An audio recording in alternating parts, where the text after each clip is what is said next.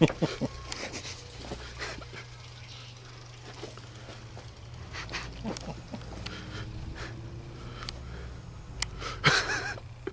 and welcome to another installment of my Commonplace vlog. I hope you've enjoyed the ride thus far because it's only about to get weirder and more foolish, dare I say.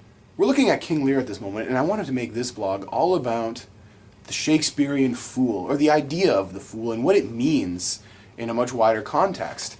I mean, on the surface, the fool is basically like a court jester, a paid entertainer, a guy with a silly hat on with little bells on it parading around. A frivolity, one might say. Kind of like a paid comedian at a corporate gig or something.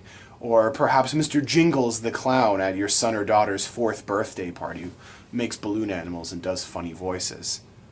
So on the surface, not much to him, you may think. You may think, well, it's mainly a vehicle with which Shakespeare is able to, garner cheap laughs from the groundlings in the theater. The fool in Shakespeare is quite more than just a peasant or an outsider.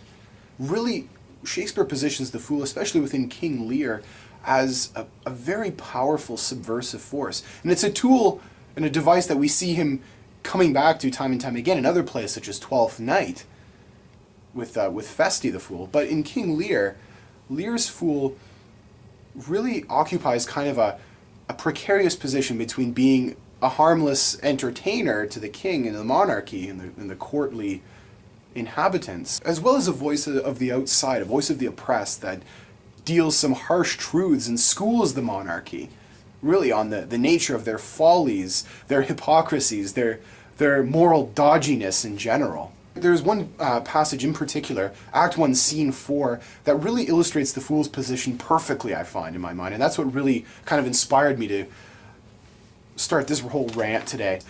I marvel what kin thou and thy daughters are. They'll have me whipped for speaking true. Thou'lt have me whipped for lying. And sometimes I'm whipped for holding my peace. I had rather be any kind of thing than a fool. And yet I would not be thee, nuncle.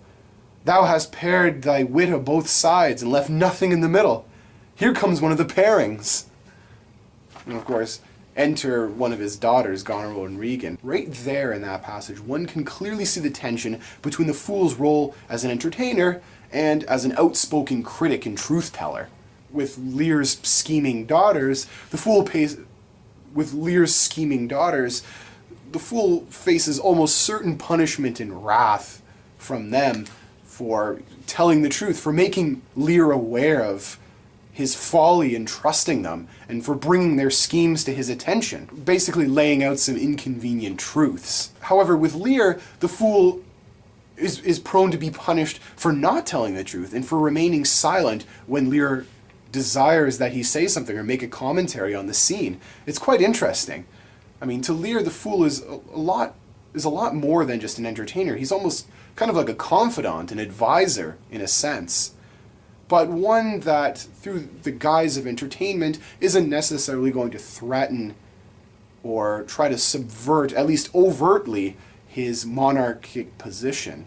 The fool is able to critique and poke fun while at the same time not presenting himself as a target. I see the fool as trying to navigate and occupy this incredibly precarious position between these two opposing forces, between Goneril and Regan and Lear, who demand two sides of his identity.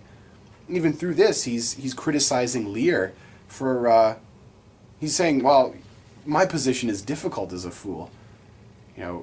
I face violence from both sides for really both sides of my identity, but at the same time, I wouldn't want to be you, because you've paired off both sides of your identity, you've paired off both sides of your wit, of your common sense in trusting your land to Goneril and Regan.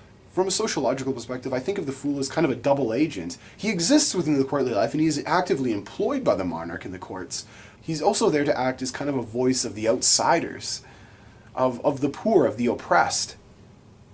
And in that, he's able to school and make the monarchy, at least indirectly, aware of their own stupidity and follies. If you want a practical example of the fool, look no further than Stephen Colbert's 2008 address to the White House press corps. I mean, that was an incredible example of foolery in action nowadays. I mean, picture this. Stephen Colbert is there, in front of the assembled White House media, as well as the powers that be.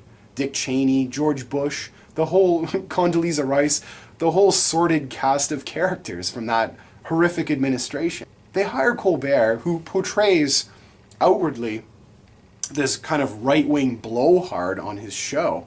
And Colbert really perfectly navigates that treacherous path between being an entertainer, being an entertainer, and being an outspoken critic of this horribly repressive administration that's perpetuated all of these evils. With the Fool, it's really down to Lear to listen to the Fool, I think. I mean, though he is entertainment, at the same time, he does play, as I said before, a kind of advisory role. So, really, where does the line get drawn then between entertainment and truth-telling? I think with the voice of an outsider, you're able to see objectively what is going on. You're able to see and expose moral folly as from outside of the vacuum of the courtly life, of the courtly existence, where one false move, one askance look, one less than bon mot will basically make you an exile.